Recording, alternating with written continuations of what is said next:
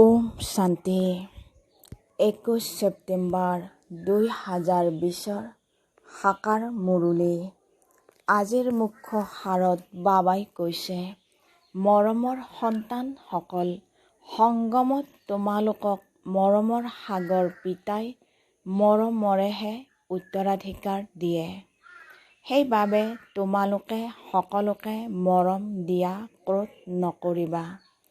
সংগমত তোমালোকক মৰমৰ সাগৰ পিতাই মৰমেৰেহে উত্তৰাধিকাৰ দিয়ে।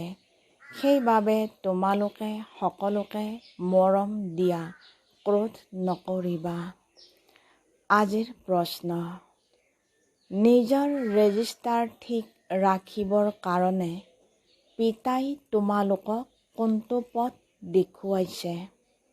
নিজৰ ৰেজিষ্টাৰ ঠিক ৰাখিবৰ কাৰণে পিতাই তোমালোকক কোনটো পথ দেখুৱাইছে?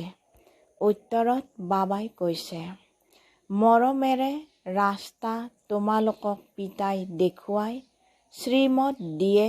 সন্তানসকল, প্ৰত্যেকৰে লগত মৰমেৰে চলা, কাকো দুখ নিদিবা। কৰ্মেন্দ্ৰিয়ৰ দ্বাৰা কোনো ওলোটা কাম নকৰিবা।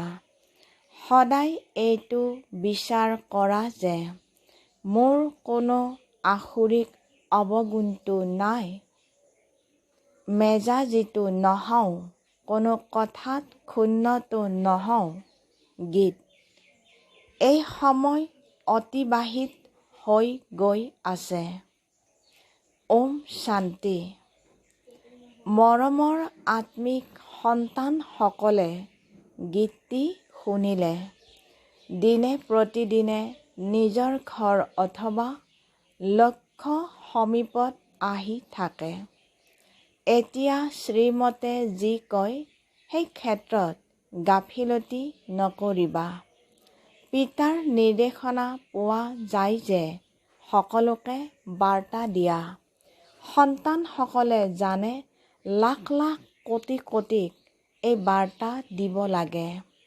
হয়তো কোনোবা সময়ত আহিও যাব। যেতিয়া বহুত হৈ যাব তেতিয়া বহুতক বাৰ্তা দিব। পিতাৰ বাৰ্তা পাবতো সকলোৱে। বাৰ্তা হৈছে বহুত সহজ।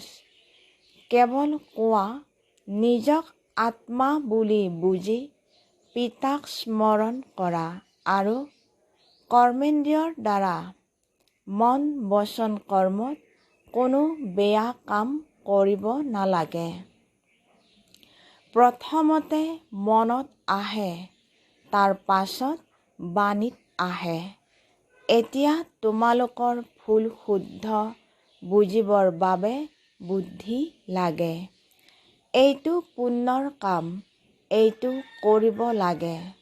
অন্তৰত সংকল্প উদয় হয়, ক্ৰোধ কৰোঁ। এতিয়া বুদ্ধিটো পাইছা। যদি ক্ৰোধ কৰা তেন্তে পাপ হৈ যাব। পিতাক স্মৰণ কৰিলে পূৰ্ণ আত্মা হৈ যাবা। এনেকুৱা নহয় যে বাৰু এতিয়া হ'ল পাছলৈ আৰু নকৰোঁ, এনেকৈ পাছলৈ বুলি কৈ থাকিলে অভ্যাস হৈ যাব। মনুষ্যই এনেকুৱা কৰ্ম কৰিলে ভাবে যে এয়া পাপ নহয়, বিকাৰক পাপ বুলি নাভাবে। এতিয়া পিতাই কৈছে, এইটো সকলোতকৈ ডাঙৰ পাপ হয়। ইয়াৰ ওপৰত বিজয়ী হ'ব লাগে আৰু সকলোকে পিতাৰ বাৰ্তা দিব লাগে যে পিতাই কয়, মোক স্মৰণ কৰা, মৃত্যু সন্মুখত আছে। যেতিয়া কাৰোবাৰ মৃত্যুৰ সময় হয় তেতিয়া তেওঁক কয়, ঈশ্বৰ পিতাক স্মৰণ কৰা। Remember god father. তেওঁলোকে ভাবে যে মৃত্যুৰ পাছত এওঁ ভগৱানৰ ওচৰলৈ যাব, কিন্তু তেওঁলোকেতো নাজানে যে ঈশ্বৰ পিতাক স্মৰণ কৰিলে কি হ'ব, কলৈ যাব।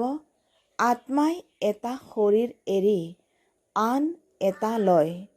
ঈশ্বৰ পিতাৰ ওচৰলৈতো কোনেও যাব নোৱাৰে। গতিকে এতিয়া তোমালোক সন্তানসকল অবিনাশী পিতাৰ অবিনাশী স্মৃতিত থাকিব লাগে। যেতিয়া তমোপ্ৰধান দুখী হৈ যায়, তেতিয়াতো ইজনে সিজনক কয়, ঈশ্বৰ পিতাক স্মৰণ কৰা। সকলো আত্মাই ইজনে সিজনক কয়তো আত্মাই নহয় জানো? এনেকুৱা নহয় যে পৰমাত্মাই কয়, আত্মাই আত্মাক কয়, পিতাক স্মৰণ কৰা। এইটো এটা গতানুগতিক প্ৰথা হৈ গৈছে। মৃত্যুৰ সময়ত ঈশ্বৰক স্মৰণ কৰে, ঈশ্বৰলৈ ভয় কৰে। এনেকৈ ভাবে যে ভাল বা বেয়া কৰ্মৰ ফল ঈশ্বৰেহে দিয়ে। বেয়া কৰ্ম কৰিলে ঈশ্বৰে ধৰ্মৰাজৰ দ্বাৰা বহুত শাস্তি দিব, সেইকাৰণে ভয় থাকে। যথাযথ কৰ্মৰ ভোগটো ভুগিবই লাগে। তোমালোক সন্তানসকলে এতিয়া কৰ্ম অকৰ্ম বিকৰ্মৰ গতিক জানা যে এইটো কৰ্ম অকৰ্ম হ'ল। স্মৃতিত থাকি যি কৰ্ম কৰা হয় সেয়া ভাল হয়। ৰাৱণৰ ৰাজ্যত মনুষ্যই বেয়া কৰ্মহে কৰে। ৰাম ৰাজ্যত বেয়া কাম কেতিয়াও নহয়। এতিয়াতো শ্ৰীমত পাই থাকা। কৰবালৈ নিমন্ত্ৰণ পালে এইটো কৰা উচিত নে অনুচিত, প্ৰতিটো কথাতে সুধি থাকিবা। ধৰি লোৱা কোনোবাই পুলিচৰ চাকৰি কৰে, তেন্তে তেওঁকো কোৱা হয়, তুলি প্ৰথমতে মৰমেৰে বুজোৱা। তুমি প্ৰথমতে মৰমেৰে বুজোৱা। সঁচা যদি নকয় তাৰ পাছত মাৰা। মৰমেৰে বুজালে হাতলৈ আনিব পাৰা, কিন্তু সেই মৰমটো যদি যোগবল ভৰপূৰ হৈ থাকে, তেতিয়া সেই মৰমৰ শক্তিৰে কাৰোবাক বুজালে বুজিব। এয়া যেন ঈশ্বৰে বুজাইছে। তোমালোক ঈশ্বৰৰ সন্তান, যোগী হোৱা নহয় জানো? তোমালোকৰো ঈশ্বৰীয় শক্তি আছে। ঈশ্বৰ মৰমৰ সাগৰ হয়। তেওঁৰ শক্তি আছে নহয় জানো? সকলোকে উত্তৰাধিকাৰ দিয়ে। তোমালোকে জানা যে স্বৰ্গত বহুত মৰমেৰে থাকে। এতিয়া তোমালোকে মৰমৰ সম্পূৰ্ণ উত্তৰাধিকাৰ লৈ আছা। লৈ ক্ৰমানুসৰি পুৰুষাৰ্থ কৰি মৰমীয়াল হৈ যাবা। পিতাই কয়, কাকোৱে দুখ দিব নালাগে, নহ'লে দুখী হৈ মৰিবা। পিতাই মৰমৰ ৰাস্তা দেখুৱাইছে। মনত আহিলে সেয়া মুখমণ্ডলতো আহি যায়। কৰ্মেন্দ্ৰিয়ৰে কৰি পেলালে ৰেজিষ্টাৰ নষ্ট হৈ যাব। দেৱতাসকলৰ চাল চলনৰ গায়ন কৰা হয় নহয় জানো? সেইবাবে বাবাই কয়, দেৱতাসকলৰ পূজাৰীসকলক বুজোৱা, তেওঁলোকে মহিমা কৰে। আপুনি সৰ্বগুণ সম্পন্ন, 16 কলা সম্পূৰ্ণ আৰু নিজৰ চাল চলনৰ বিষয়েও শুনায়। গতিকে তেওঁলোকক বুজোৱা, তোমালোক এনেকুৱা আছিলা, এতিয়া নোহোৱা, পুনৰ নিশ্চয় হবা। তোমালোক এনেকুৱা দেৱতা হবলৈ হলে নিজৰ চলন এনেকুৱা কৰি তোলা, তেতিয়া তোমালোক এনেকুৱা হৈ যাবা। নিজক পৰীক্ষণ কৰিব লাগে, মই সম্পূৰ্ণ নিৰ্বিকাৰী হওঁনে? মোৰ কোনো আসুৰিক অৱগুণটো নাই। কোনো কথাত ক্ষুণ্ণটো হৈ নাযাওঁ, মেজাজ যিটো নহওঁ। অনেকবাৰ তোমালোকে পুৰুষাৰ্থ কৰিছা। পিতাই কয়, তোমালোক এনেকুৱা হ'ব লাগে। গঢ়ি তোলোতাজনো উপস্থিত আছে। তেওঁ কয়, কল্পই কল্পই তোমালোকক এনেকুৱা কৰি তোলো। কল্পৰ আগতে যিসকলে জ্ঞান লৈছিল, তেওঁলোকে আহি নিশ্চয় ল'ব। পুৰুষাৰ্থ কৰোৱা হয় আৰু নিশ্চিন্তও হৈ থাকে। নাটকত এনেকৈ নিৰ্ধাৰিত হৈ আছে। কোনোৱে কয়, নাটকত যদি আছে তেন্তে নিশ্চয় কৰিম। ভাল খতিয়ান হ'লে নাটকে কৰাব বুজা যায়। তেওঁৰ ভাগ্যত নাই। প্ৰথমতেও এজন এনেকৈ নষ্ট হৈ গৈছিল, ভাগ্যত নাছিল। ক'লে, নাটকত যদি আছে তেন্তে নাটকে মোক পুৰুষাৰ্থ কৰাব। বছ এৰি দিলে। এনেকুৱা তোমালোকেও বহুত পোৱা। তোমালোকৰ লক্ষ্য উদ্দেশ্যটো এয়া থিয় হৈ আছে। বেজটো তোমালোকৰ লগত আছে। যেনেকৈ নিজৰ খতিয়ান ৰাখা, গতিকে বেজটোকো চোৱা, নিজৰ চাল চলনো চোৱা। কেতিয়াও যাতে কুদৃষ্টি নাযায়। মুখেৰে কোনো আসুৰিক কথা উচ্চাৰিত নহয়। আসুৰিক কথা কওঁতাই যদি নাথাকে, তেন্তে কাণে কেনেকৈ শুনিব? সত্য যুগত সকলো দৈবী গুণ সম্পন্নই থাকে। কোনো আসুৰিক কথা নাথাকে। এওঁলোকেও অৰ্থাৎ লক্ষ্মী নাৰায়ণেও প্ৰাৰব্ধ পিতাৰ পৰাই পাইছে। এইটো সকলোকে কোৱা যে পিতাক স্মৰণ কৰিলে বিকৰ্ম বিনাশ হৈ যাব। ইয়াত লোকচানৰ কোনো কথা নাই। সংস্কাৰ আত্মাই লৈ যায়। সন্ন্যাসী হ'লে আকৌ সন্ন্যাস ধৰ্মত আহি যাব।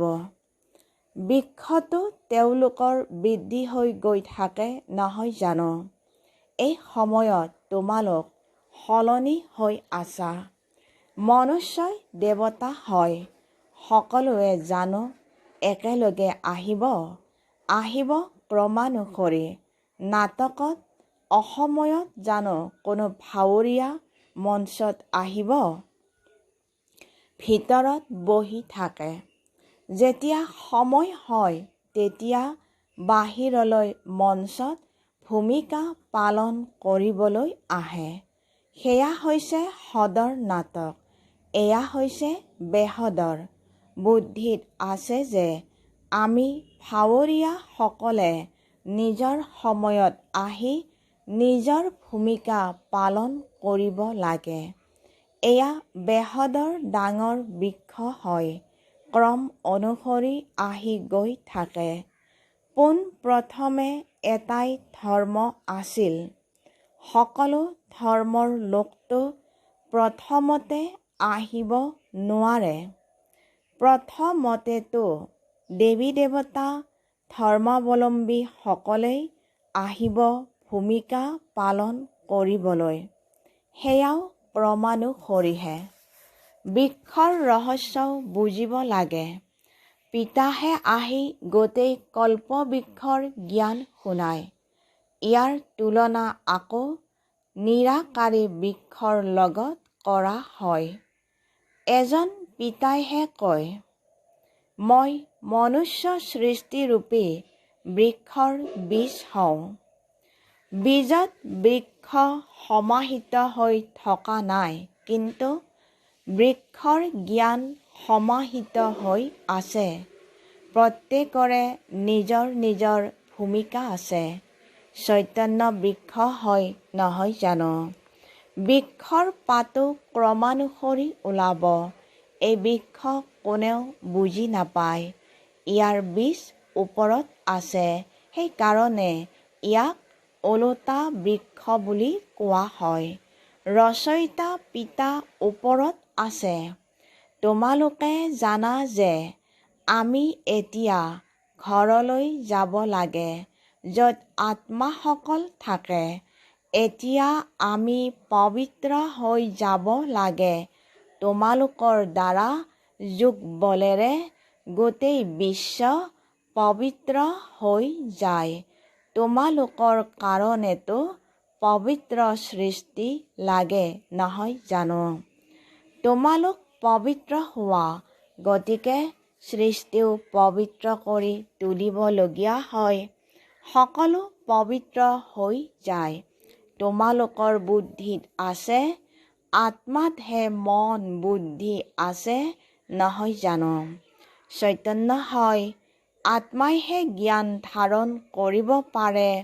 গতিকে মৰমৰ সন্তানসকলৰ এই গোটেই ৰহস্য বুদ্ধিত থাকিব লাগে। কেনেকৈ আমি পুনৰ জন্ম লওঁ? 84 চক্ৰ তোমালোকৰ পূৰা হ'লে তেতিয়া সকলোৰে পূৰা হয়, সকলো পাৱন হৈ যায়। এইখন অনাদি ৰচি থোৱা নাটক হয়। এক ছেকেণ্ডো ৰৈ নাথাকে। ছেকেণ্ডৰ পাছত ছেকেণ্ড যি হয় সেয়া আকৌ কল্পৰ পাছত হ'ব। প্ৰত্যেক আত্মাত অবিনাশী ভূমিকা সমাহিত হৈ আছে। সেই ভাৱৰীয়াসকলে অতি বেছি 2-4 ঘণ্টাৰ ভূমিকা পালন কৰে। এয়াতো আত্মাই স্বাভাৱিক ভূমিকা প্ৰাপ্ত কৰিছে। তেন্তে সন্তানসকল কিমান আনন্দিত হ'ব লাগে। অতীন্দ্ৰিয় সুখ এতিয়া সংগমৰহে গায়ন কৰা হৈছে। পিতা আহে 21 জন্মৰ বাবে। আমি সদায় সুখী হৈ যাওঁ। আনন্দৰ কথা নহয় জানো? যিসকলে ভালকৈ বুজে আৰু বুজায়, তেওঁলোক সেৱাত ব্যস্ত হৈ থাকে। কোনো সন্তান যদি নিজেই ক্ৰোধী হয়, তেতিয়া আনৰ ভিতৰতো প্ৰৱেশ হৈ যায়। তালি দুখন হাতেৰে বাজে, তাত এনেকুৱা নহয়। ইয়াত তোমালোক সন্তানসকলে শিক্ষা পোৱা। কোনোবাই যদি ক্ৰোধ কৰে, তেন্তে তেওঁৰ প্ৰতি ফুল ছটিওৱা, মৰমেৰে বুজোৱা।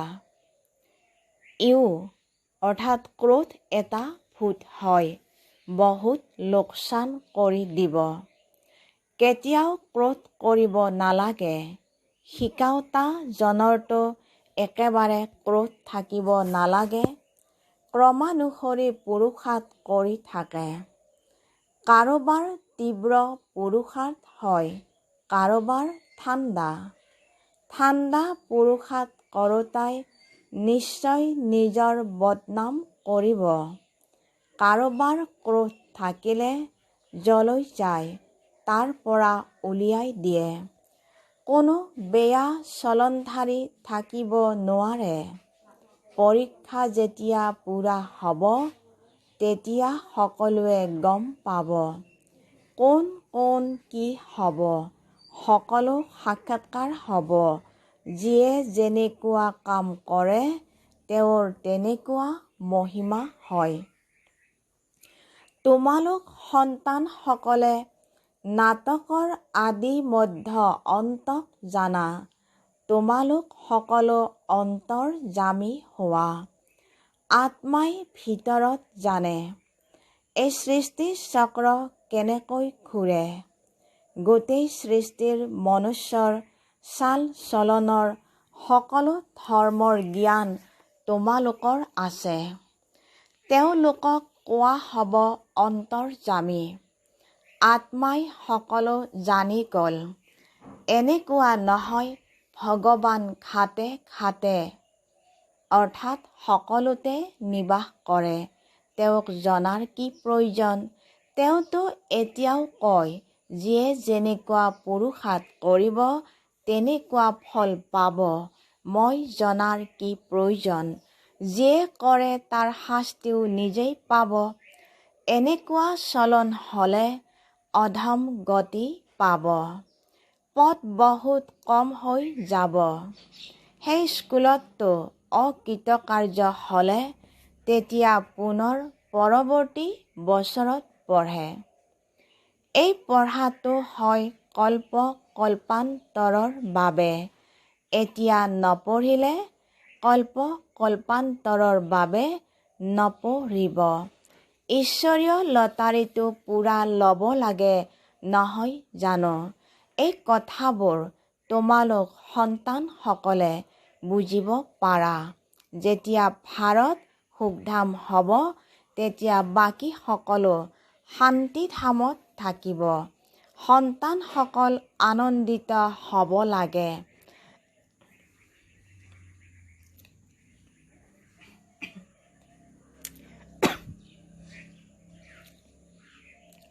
এতিয়া আমাৰ সুখৰ দিন আহি আছে। দেৱালীৰ দিন সমীপত আহিলে তেতিয়া কয় নহয় যে বাকী ইমান দিন আছে। তাৰ পাছত নতুন কাপোৰ পিন্ধিম। তোমালোকেও কোৱা স্বৰ্গ আহি আছে। আমি নিজক অলংকৃত কৰিলে তেতিয়া স্বৰ্গত ভাল সুখ পাম। চহকীসকলৰতো ধনৰ নিচা থাকে। মনুষ্য একেবাৰে ঘোৰ নিদ্ৰাত আছে। আকৌ অকস্মাতে গম পাব এওঁলোকেতো সঁচা কথা কৈছিল। সঁচাক তেতিয়া বুজিব পাৰিব যেতিয়া সঁচাৰ সংগ হ'ব। তোমালোক সত্য পিতাৰ দ্বাৰা সত্য হোৱা। তেওঁলোক সকলো অসত্যৰ দ্বাৰা অসত্য হয়। এতিয়া পাৰ্থক্য ছপাই আছে যে ভগৱানে কি কয় আৰু মনুষ্যই কি কয়।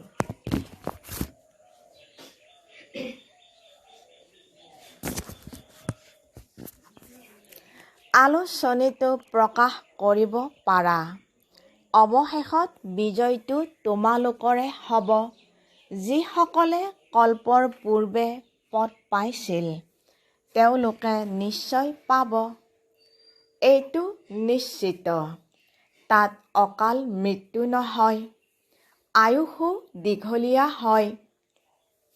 যেতিয়া পবিত্ৰতা আছিল তেতিয়া আয়ুস দীঘলীয়া আছিল। পতিত পাৱন পৰমাত্মা পিতা হয়, তেন্তে নিশ্চয় তেওঁৱেই পাৱন কৰি তুলিছিল। কৃষ্ণৰ কথাটো শোভা নাপায় পুৰুষোত্তম সংগম যুগত আকৌ কৃষ্ণ ক'ৰ পৰা আহিব? সেই চেহেৰাৰ মনুষ্যটো পুনৰ নহয়। 84 জন্ম, 84 চেহেৰা, 84 কৰ্মকাণ্ড। এয়া ৰচি থোৱা খেল হয়। ইয়াত কোনো অন্তৰ হ'ব নোৱাৰে। নাটক কেনেকৈ বিস্ময়কৰভাৱে ৰচি থোৱা আছে। আত্মা সূক্ষ্ম বিন্দু হয়। তাত অনাদি ভূমিকা নিহিত হৈ আছে। ইয়াক প্ৰকৃতি বুলি কোৱা হয়। মনুষ্যই শুনি আচম্বিত হ'ব। কিন্তু প্ৰথমতেতো এইটো বাৰ্তা দিব লাগে যে পিতাক স্মৰণ কৰা। তেওঁৱেই পতিত পাৱন হয়, সকলোৰে সদ্গতি দাতা হয়। সত্য যুগত দুখৰ কথা নাথাকে। কলি যুগততো কিমান দুখ। কিন্তু এই কথাবোৰ বুজোতাসকল ক্ৰমানুসৰি হয়। পিতাইতো নিতৌ বুজাই থাকে। তোমালোক সন্তানসকলে জানা যে শিৱ বাবাৰ আগমন হৈছে। আমাক পঢ়াবলৈ আকৌ লগত লৈ যাব।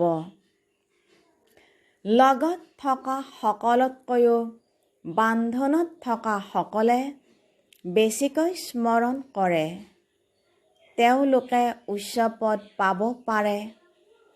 এইটো বোধ শক্তিৰ কথা নহয় জানো? বাবাৰ স্মৃতিত চটফটাই থাকে। পিতাই কয়, সন্তানসকল, স্মৃতিৰ যাত্ৰাত থাকা, দৈবী গুণো ধাৰণ কৰা, তেতিয়া বন্ধন নাইকিয়া হৈ গৈ থাকিব। পাপৰ কলহ শেষ হৈ যাব ভাল বাৰু। অতি মৰমৰ কল্পৰ পাছত পুনৰাই লগ পোৱা সন্তানসকলৰ প্ৰতি মাতা পিতা বাপ দাদাৰ স্নেহপূৰ্ণ স্মৰণ আৰু সুপ্ৰভাত। আত্মিক পিতাৰ আত্মিক সন্তানসকলক নমস্কাৰ। আমি আত্মিক সন্তানসকলেও আত্মিক মাতা পিতা বাপ দাদাক স্নেহপূৰ্ণ স্মৰণ, সুপ্ৰভাত আৰু নমস্কাৰ। ধাৰণাৰ বাবে মুখ্য সাৰ 1। নিজৰ চাল চলন দেৱতাৰ নিচিনা কৰি তুলিব লাগে। কোনো আসুৰিক কথা মুখেৰে ক'ব নালাগে। এই দুচকু যাতে কেতিয়াও আসুৰিক নহয়। 2। ক্ৰোধৰূপী ভূতে বহুত লোকচান কৰে। তালি দুখন হাতেৰে বাজে। সেইবাবে কোনোবাই ক্ৰোধ কৰিলে একাষৰীয়া হৈ যাব লাগে। তেওঁক মৰমেৰে বুজাব লাগে। বৰদান। অব্যক্ত স্বৰূপৰ সাধনাৰ দ্বাৰা শক্তিশালী বায়ুমণ্ডল গঢ়ি তোলোতা, অব্যক্ত ফৰিস্তা হোৱা। অব্যক্ত স্বৰূপৰ সাধনাৰ দ্বাৰা শক্তিশালী বায়ুমণ্ডল গঢ়ি তোলোতা, অব্যক্ত ফৰিস্তা হোৱা। অব্যক্ত স্বৰূপৰ সাধনাৰ দ্বাৰা শক্তিশালী বায়ুমণ্ডল গঢ়ি তোলোতা, অব্যক্ত ফৰিস্তা হোৱা। বিস্তাৰভাৱে বায়ুমণ্ডলক শক্তিশালী কৰি তোলাৰ সাধন হৈছে নিজৰ অব্যক্ত স্বৰূপৰ সাধনা।